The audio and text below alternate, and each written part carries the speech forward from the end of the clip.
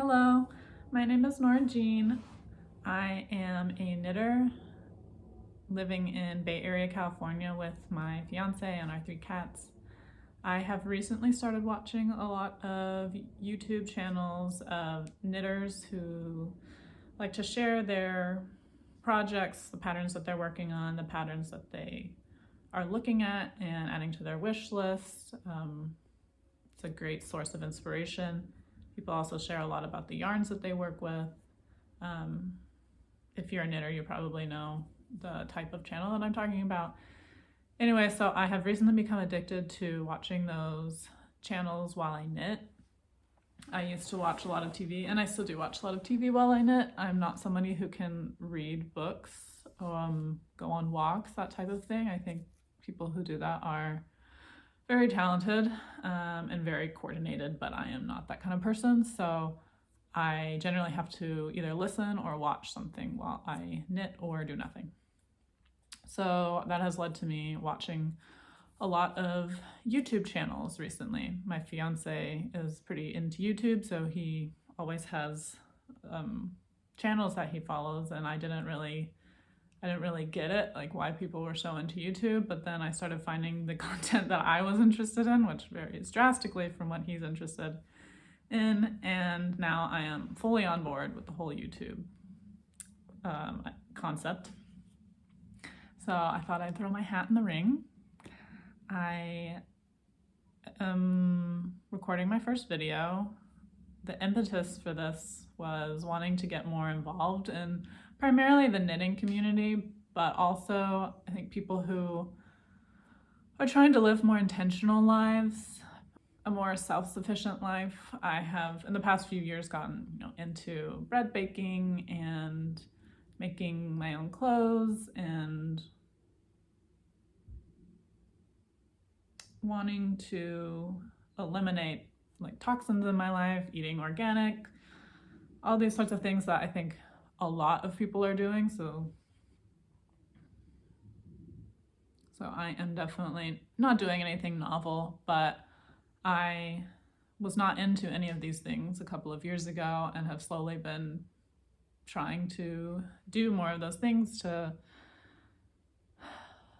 get more in touch with life and who I am and why we're here and what actually makes life worth living and makes it enjoyable. And so I plan to kind of talk about all of the things that I'm interested in doing, and the primary theme, I think, of my videos is going to be knitting. It definitely will be knitting because that's my first passion. It has been something that I've done most of my life. My mom is a knitter. She's the one who taught me how to knit, and her mom taught her how to knit. Her mom, I knew for a couple of years when I was very young, but I don't really have memories of her. She is known as a most incredible maker, essentially. She was an expert knitter, sewer, maker of all types of things. So I come into this naturally. It's something that all of the women in my family do. I have 2 sisters who also like to craft a lot, and anyway, that's a little bit about my background and what I predict I will talk about on my channel. But I that's to say that it is probably going to be a bit all over the place, and that is intentional. I would love to get connected with people. I think getting into community is the #1 aim of this channel, and I want to connect with other people who are doing all of these things. But even if you don't do all of these things, but you are just really into knitting, then I want to get connected with you. So I have a few things that I'm going to talk about today. I'll start with the knitting stuff. So if you're here for knitting, at least you can get what you came for, I guess. And then I will talk about some other things, and we'll see where this goes. And who ends up finding me and watching this video. So the first thing I'll talk about is a scarf that I have just made. It is a personal design of mine. It's the Kelly scarf is what I've named it, because the first one I made for my mother, her name is Kelly, and it is the first design that I listed on my website for sale.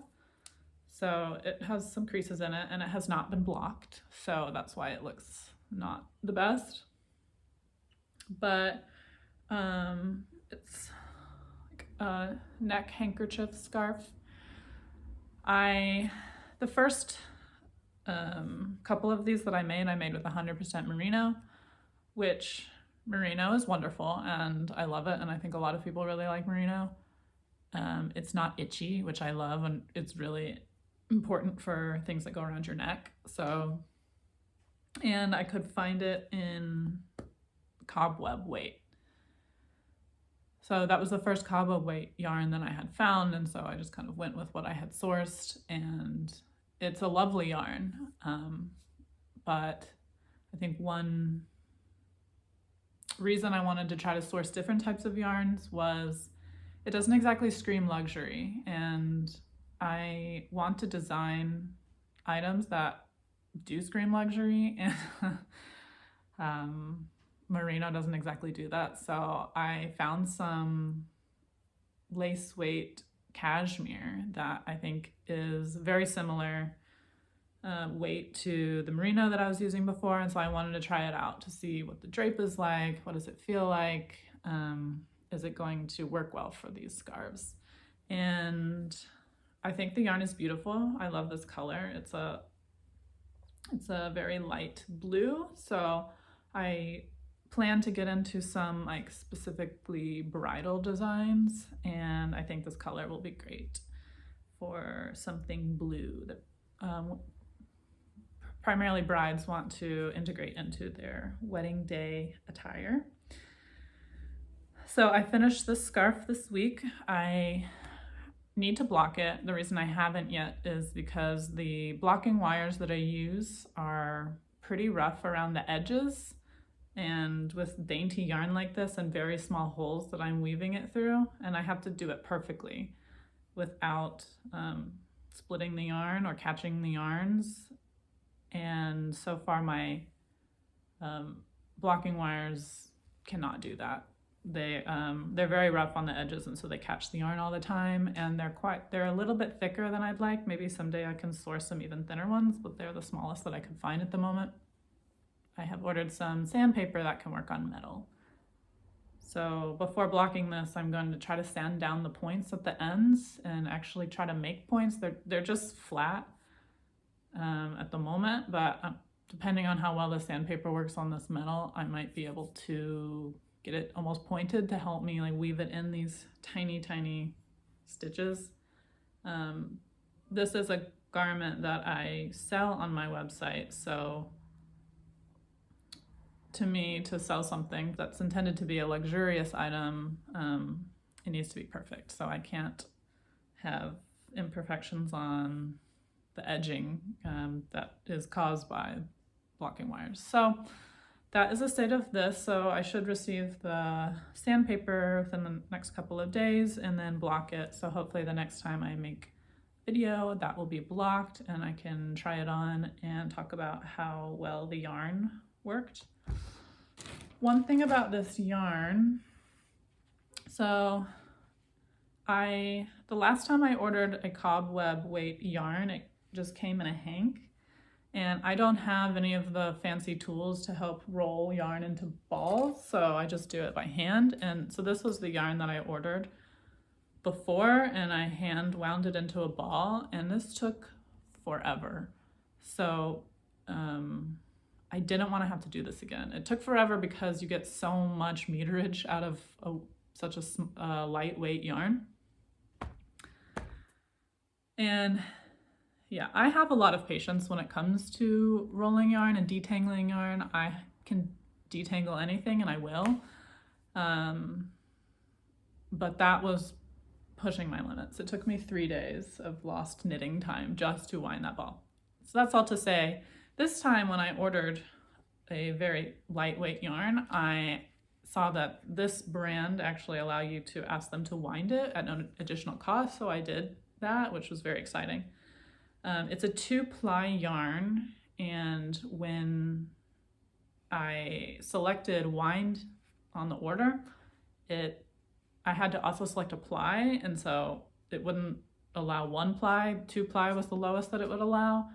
And so since this was a 2-ply yarn, I thought if I select 2-ply wind that it would just be a single strand, but I was not correct about that. So they wound 2 strands, which to me doesn't make sense because it's not being plied together. So I wouldn't consider that a 2-ply. It's like a double strand. So a double strand of a 2-ply yarn.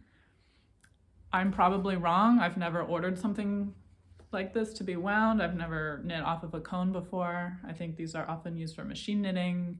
So I'm just not caught up with the lingo, I guess. So I really like this yarn.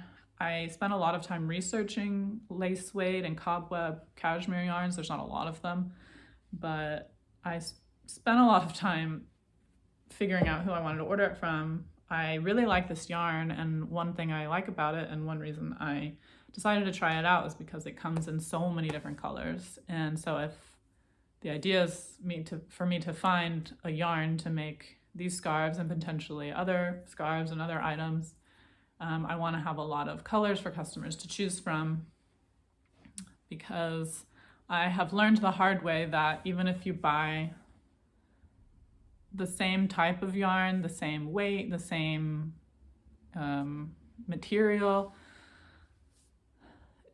the same style, like the exact same yarn from 2 different companies, they can have quite different properties. So I had a customer order one of the merino scarves before I have tried it out with cashmere, and he requested a color that I hadn't made it in yet. So the company that I had ordered the original yarn from did not have that color, so I sourced that color from a different company, and it seemed to me that it should be very, very comparable, but when I finished the item and blocked it and everything, the drape was just not the same as the first one, and so that put me in a very uncomfortable position for me, because I have very high standards for my products, and so I didn't feel great about delivering an item that I wouldn't 100% put my stamp of approval on. But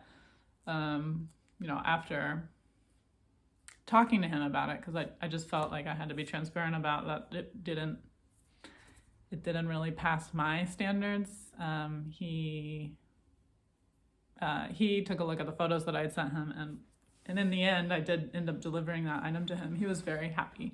But I tell the story all to say that I don't want to be in that position. I want to have all of my items have my 100% stamp of approval, and I want people to have lots of colors to choose from. I don't want to be limited by, I can only make this item in these 5 colors, and I can't guarantee that if I source a different color and a different brand that it will be the same item. And so anyway, that is why I spent a lot of time researching the next yarn that I wanted to try out, so that if I liked it, I have full range of colors to choose from for customers. So I found this yarn, have tried it out. I like it, but now I have to figure out how to order it so that I don't have to deal with having 2 strands coming off of the cone at the same time while I'm knitting 1 strand at a time, because I have to roll. As I'm knitting, I have to roll a ball while using the other strand, and it really slows me down, and I'm already a very slow knitter. So I need to figure out the most efficient way to continue ordering from this brand. So I'll probably just reach out to them and ask them if there's any way I can get it wound in a single strand, and if not, then maybe it's time that I invest in the winders. I don't even know what they're called, but the big things you can wind balls with. It might be that's the next thing I need to invest in if I really want to use this yarn. So that is what I have been working on that was my like primary project the past couple of weeks, sourcing that yarn and testing it out.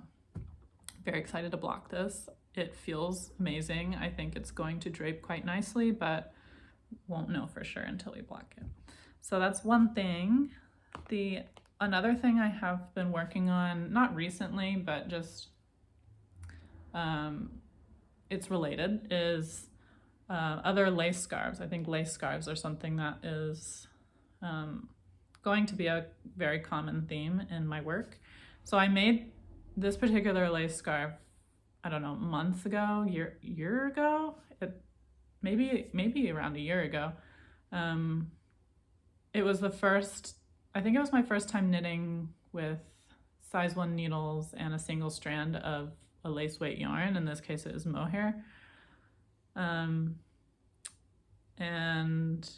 I was instantly in love. Anyway, so I made this scarf. I do wear it as a scarf, but I think it looks even better as a bow. And housewares is something that I also am working on a lot. So this is a lace scarf, but I have started using it, like tying it as a bow, and I'll sometimes use it on like a purse handle. I love having a scarf on a purse handle. But I also have these growlers and glassware around the house that I've saved with the intention to clean it up and use it around the house. And so I currently have this bow on this growler, which has some of these little cattail things in it. So this sits in our living room. I wear this scarf, so it's not usually on here, but I tried it out and I think it looks really cute. So one thing I'm working on is cleaning up all of this glassware that I have. I am someone who saves up like a lot of glassware. I have a hard time throwing out glass jars.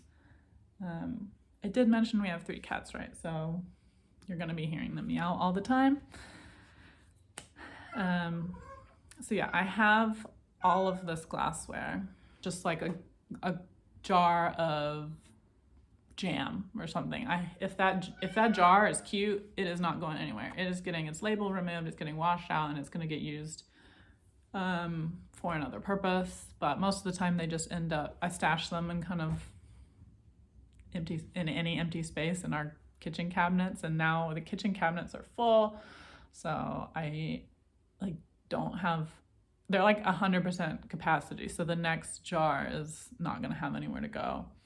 And in grad school, I collected a few of these growlers that I just showed you, like chemical growlers, and I have some other glassware that I collected years and years ago, and I moved it. So I stored it for a long time back when I was in Texas in grad school, and I have stored them with the intention of these will be great housewares someday, and like either for myself or to sell.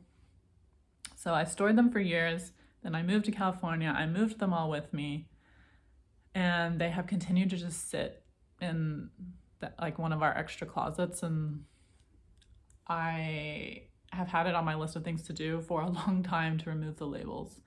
And I am a pro at removing labels, but these have given me a run for my money.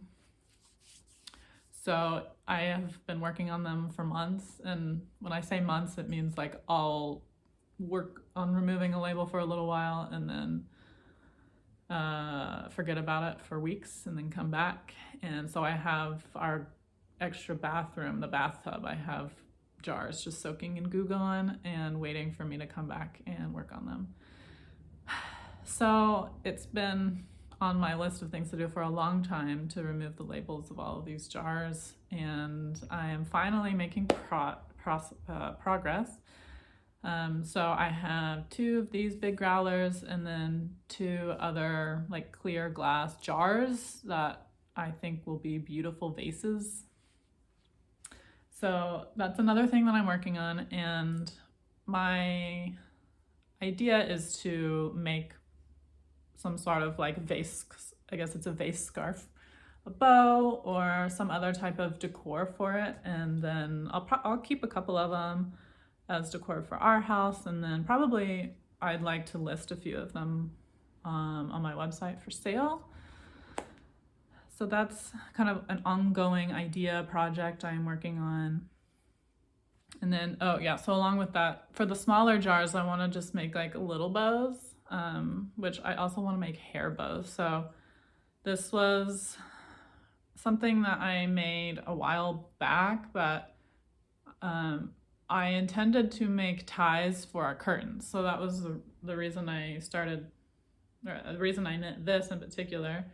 I wanted to make like ties, like really cute ties for our curtains, because right now they just have like regular satin ribbon that looks nice, but you know, someday I'd like to elevate that.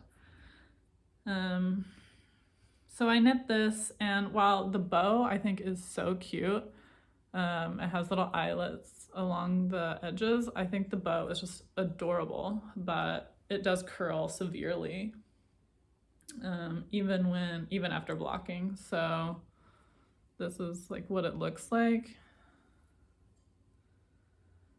but you know, it's got that the curse of the stockinette curl. So I haven't gone back and tried round 2, which maybe is just do garter instead of stockinette. That'll probably be what I try next, but I think this will be adorable once I figure out the design exactly. So I think making little ones to go on little jars and little vases, but also hair bows. I love accessories and dainty things in particular, so everything I'm knitting right now is, except for with one exception, is lace weight yarn with size 1 needles. That's my MO. That's the type of knitting that I like to do. So I'm in my like lace era, which I predict will last forever with the trend that it's going right now. And along with that, I also make lace bookmarks. So this is one of the designs. It's hard calling it a design when it's just like a strip of lace. But yeah, so this is one of my design. I think this is the first bookmark I made. I was probably just swatching this stitch from a stitch dictionary, and then it's like, you know, sometimes I try to make something out of my swatches so that they don't just go to waste. And honestly, bookmarks are great things to do with your swatches, unless they're like super fat and awkward and wouldn't look good as a bookmark. But for my lace panels that I'm sometimes testing, a bookmark is a perfect utilization of a swatch. So if I'm swatching something and I like it, I'll usually just keep knitting it until it's bookmark length. So lace bookmarks are another thing that I'm working on. Also, if you are a knitter, then these are great things to do with like the little bits of mohair or suri or any other lace weight yarn that you have, because you always have like tiny little bits of yarn. I mean, you can do this with any bits of yarn, but I think it's just my aesthetic that I like dainty lace things. So I think these are perfect use cases of those leftover yarns.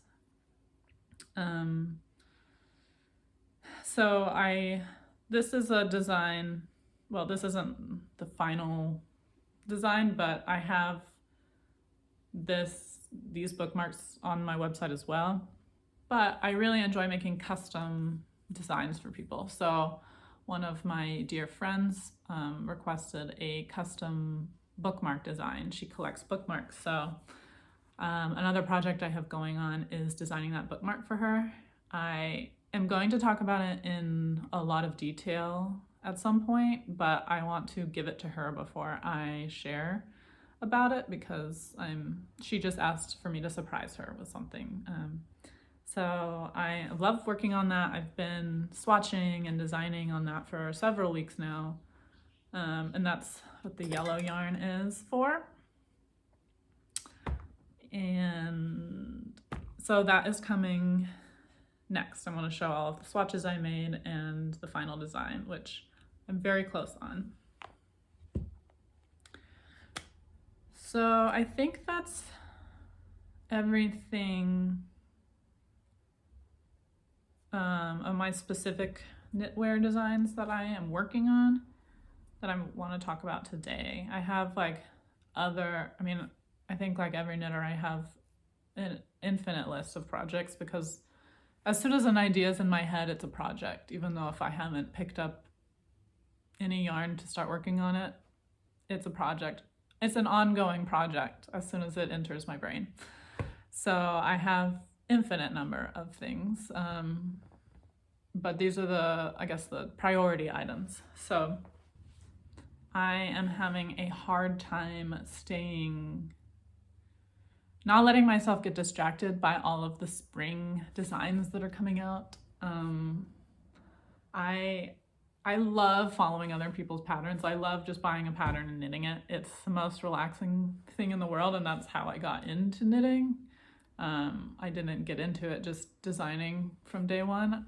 So one trend that has become very popular, I don't know if it's like this every spring and summer, but like lace weight mohair designs, like very dainty, beautiful single strand mohair designs are very popular, and that's what I love. That's my knitting aesthetic. So it is really hard not to buy everybody's patterns and make everything that I'm seeing. It's really hard, but I am really trying to focus on building my own designs, and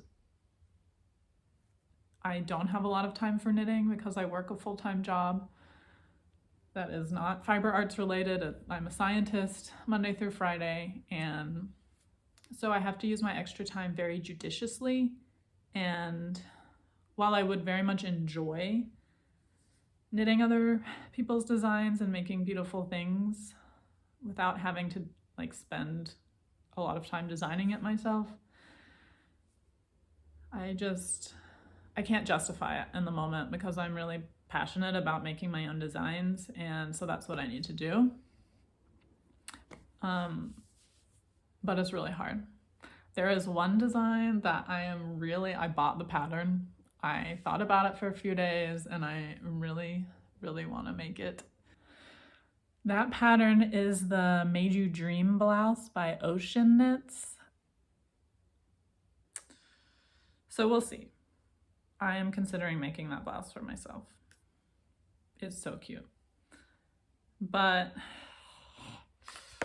I can't really justify it because it's going to take time. I'm a very slow knitter, as I said. And I can't wear it because it's cold here all the time. There will be about 2 weeks in the summer that it's hot, and otherwise it's cold. And this is to be worn in a very warm environment. As I mentioned, I moved to the Bay Area from Texas, which is the opposite. It's always hot. It's always too hot.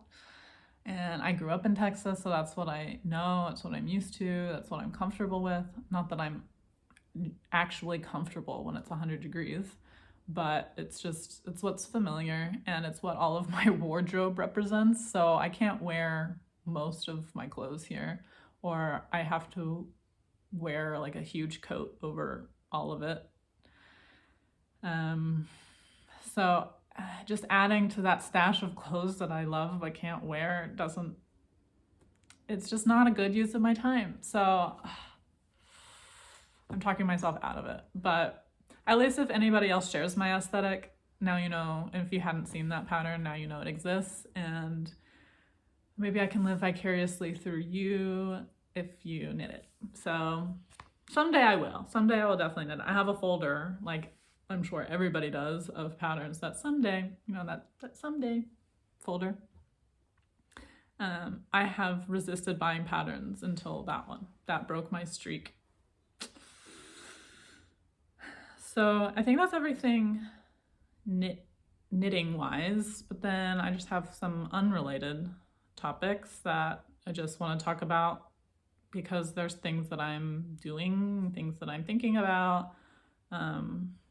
And one of those is getting back into reading. So I have never been much of a reader. I loved all of the Harry Potter books, and I am very much a Harry Potter kid. So I grew up reading them like as they came out, just like many millennials like me. And anyway, so that's like the extent of me being a book lover. I have often enjoyed a book here and there, but I've never been someone that considers myself a reader. But I want to be, because it is good for your brain, it improves your vocabulary, you learn a lot. It's a great thing to do. And so I have tried to get back into reading, and I've been fairly successful. I read maybe like 3 or 4 nights a week before bed, but I'm a pretty slow reader and I get tired like as soon as I open the book. So if it's a really engaging book, then I can read for maybe 15 minutes. If it's not a very engaging book, I can only read a few pages before I'm tired, which is not bad because it's helping me fall asleep. Not that I really need help with that. I'm very lucky in that I sleep pretty easily, but it's a good thing overall. Like, there's no complaints about falling asleep easily. But I just don't get reading done quickly. The book that I have read recently is The Martian by Andy Weir. There is a movie too. I have not seen the movie. I had never heard of the movie, but months and months ago, I think some coworkers were talking about how good the book was, and so I was like, well, I need a good book to force myself to become a reader. So I bought it. It sat on the shelf for a while, not because I wasn't reading, it was just because I had other things that I was like, told myself I had to read first before I read a new book, because I had already had many things on my to read list. So I just finished this book. It was really good, really entertaining, very easy to read. So if you're looking for something to just like get you back into reading and you are not good at reading nonfiction or really dense books, this is the opposite of that. It's like the text is fairly large.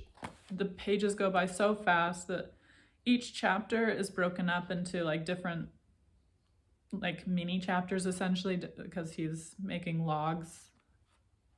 That's how it's set up. Anyway, I don't want to spoil the book. I knew nothing about the book. I knew nothing about the movie. I like to go into movies and books knowing nothing about them. I generally don't read the description. Sometimes I don't even know what genre a book is or a movie. It works better with movies because you sit down and watch it. It's harder with books because if you just pick up a book and then realize you have zero interest in that genre, then it's rough. And I'm not somebody who can start reading a book and put it down. Like, I have to finish it. It's just my personality type, so it can be a dangerous game. But it's so fun when it works out, of like, I didn't know anything about this and it was so good and didn't know what to expect, but had a good experience. And I think this is one of those things. It's a sci-fi book. Yeah, I don't want to spoil it at all. But I don't bring it up to like try to get you to read The Martian. It's just, that's what I read recently. And maybe I thought if anybody else out there is looking for a book to get them into reading, that is a good suggestion. So now I'm moving on to the next book, which I bought this book a long time ago. I think this is a book that a lot of people read in school, one of those classics, but I never read it. And I had to force myself to read my required reading in school, but I can't figure out how to describe it, because I had to be forced to read them, and I waited until the last minute to read them. Like, I'd have an exam on Monday and have to read it over the weekend, like an entire book over the weekend. But I would have I do say that I liked the books that I read in school, and it doesn't make, the math doesn't add up, because if I actually enjoyed it, then I would probably like want to sit down and read it and not have to be forced to do it last minute. But So that's the caveat of me saying I liked the books that I read in school. The evidence would say otherwise, but I look back fondly on the books that I read. So I want to go back and read some of the books that I didn't read, or some of the books that I read and enjoyed, but it's been a long time and I couldn't tell you a single thing about them other than I think that I enjoyed it. So I'm going to read Jane Eyre. I know nothing about it. This text is very dense. It might be a very, very slow read, and I am mentally prepared for that. I just read 2 books that were very quick reads. So, I will keep you updated on how it's going. We'll see. I might start that tonight. The last book that I am working on at the moment, again, I can only have 1 book going at any given time because I have to finish a book before moving on to the next book. It's just the rules. That also applies to my knitting projects. I mean, I have multiple projects going on, but I am a pretty monogamous WIP person. I have to finish one before moving on to the next. But I have a more educational book going on in the background, and that is this, Personal Finance for Dummies. My dad gave me this book when I graduated high school in 2010. I don't mind aging myself. I have never opened it until now. Part of growing up is learning how to be responsible with finances. And I have never been irresponsible with my finances. I have been, I always pay off my credit cards every month I pay off my credit cards. I have never had a problem with debt. I have never had a problem with overspending. I mean, I buy too much clothes, but I've never gotten myself into a dangerous position with my finances with my shopping. But I don't know how to invest. I don't know what to do with my money. Now that I have like a career job, I just need to know better what to do with my money so that I can have a bright future. And one rule I learned is that you shouldn't do anything that you don't understand. And I don't understand anything about money. Well, I'm selling myself short. I have very beginner knowledge about finances. So I figured a good place to start with improving my financial literacy was to read this book and see some basic concepts, review things. I mean, I've learned a couple of tidbits here and there. I don't expect to read this book and then be like financial guru. This is just, I have it already, so I don't have to spend money to buy it. And I'm sure a lot of value can be gained from reading it. So every Saturday and every Sunday I read 1 chapter. So I'm on chapter 7. So that means I've spent 3 weekends doing this. The chapters don't take that long to read. They're pretty easy to read. It's not a very dense book. It's written very conversationally. Anyways, it's not a book review about this. That's just one of those life things that I have a long-term goal to improve on.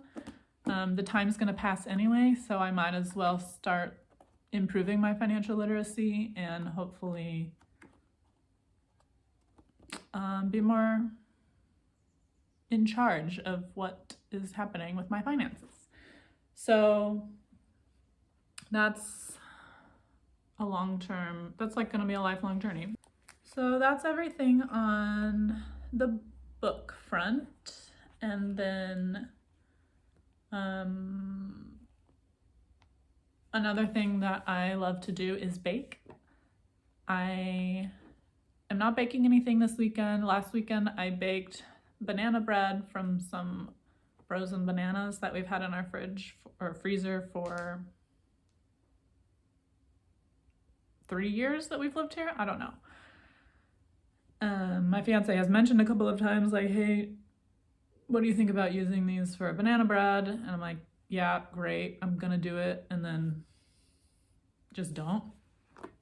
So finally he was kind of like, hey, what about the banana bread? Like, should we use the bananas for that or should we just get rid of them? I'm like, I'm gonna do it. So I did. Last weekend I baked a loaf of banana bread. It was delicious. I used a recipe from Sugar Spun Run. She is a YouTube channel baker. She's currently, basically if I want to bake something, I go to her channel and see if she has a recipe for it, and she always does. And have had really good success with her recipes, so I definitely recommend her. The oatmeal chocolate chip cookies are so good. That's what sold me on her, and it was the first recipe of hers that I tried, so it's going to be really hard to convince me that her recipes aren't the best. So I made her banana bread recipe. It was really delicious. We ate it this week, so we finished it last night. And I asked my fiance if I should make another loaf because we have more bananas in the freezer, and he said for our fitness goals and like health goals that we should probably take a little bit of time before baking the next loaf. So I mean, that's fine by me, that's less for me to do. So no banana bread this weekend. And then I've also started trying to bake all of our sandwich bread. So I baked 2 loaves of like half white, half whole wheat sandwich bread last weekend. So we've been eating one and then I froze the other one. So we still have the second one in the freezer, so I don't need to make bread. And no desserts because we've been eating a lot of desserts, and we both care very much about our lifestyle habits. So we will take a break from the home baking for a moment, other than the bread. And don't have to make that this weekend. So I'm not baking anything this weekend, but if I were, then I would share about what I'm baking.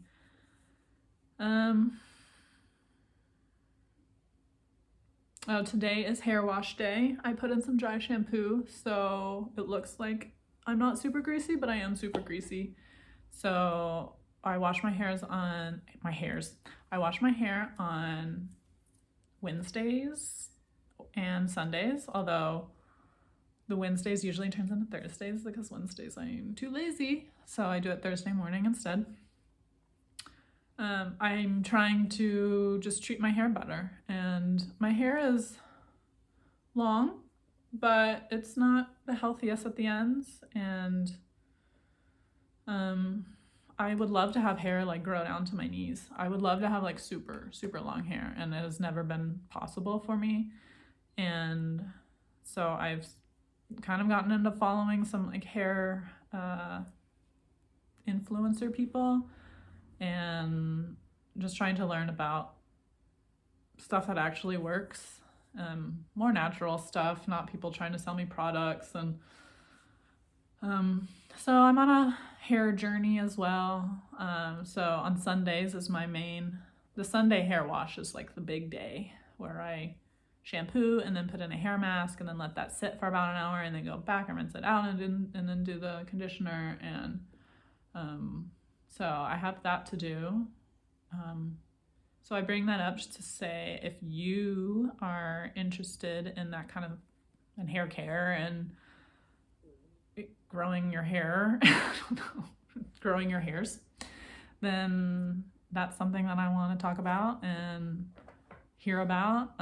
If you have found like the best oil for the ends of your hair and your hair is similar to mine, then I would love to hear about it. I mean, I'm trying not to just be in that position of like, try this product and that product and this product, because it's very easy for me to go down that hole, and then I find out that like I was better off without any of those products, which I'm also going through that with my skin. I have very sensitive skin. I have very acne prone skin, and I tried out a bunch of new products recently and they just made me break out terribly. And so I've just like quit everything, and my skin's way better. Like I'm poisoning myself.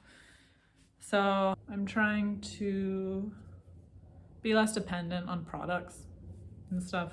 That's also part of financial responsibility, and not like not buying a bunch of stuff that I really don't need, and then finding out that it's actually counterproductive to my goals, and all of it. It's all related. It's all, which is why like that's actually what I think this channel will be about, is like a little bit of everything. So I think that's all that I have to talk about today.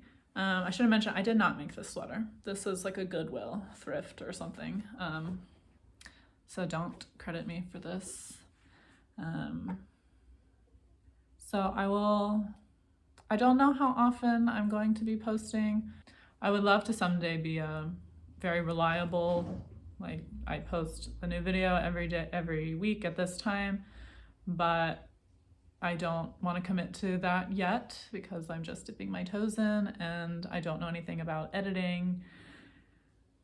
I don't think I will do a lot of editing, but I'm figuring it out, taking it slow. But let's see, maybe every other week or something to start out with, but even that might be a lot. Especially in the summer once life usually gets a bit busier, although we don't have a lot of trips planned, so that's probably not going to be true this summer like it was last summer. I'm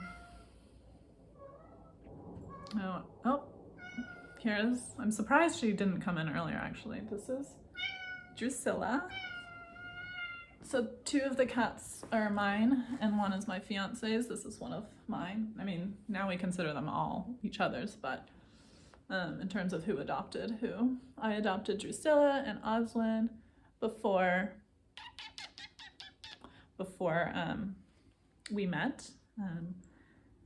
And so this is Drusilla. She's the sweetest kitty, but she doesn't love to be held.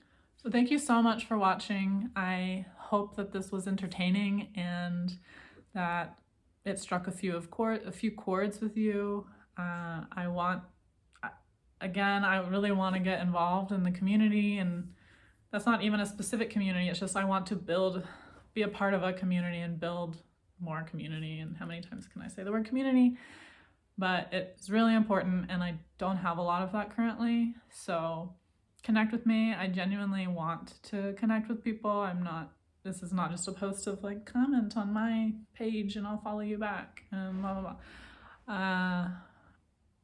I really do want to find friends. I want to find like-minded friends and people on the same journey that I'm on, where we can share information and challenge each other's ideas and be there for each other. So thank you again. I hope you have a wonderful week.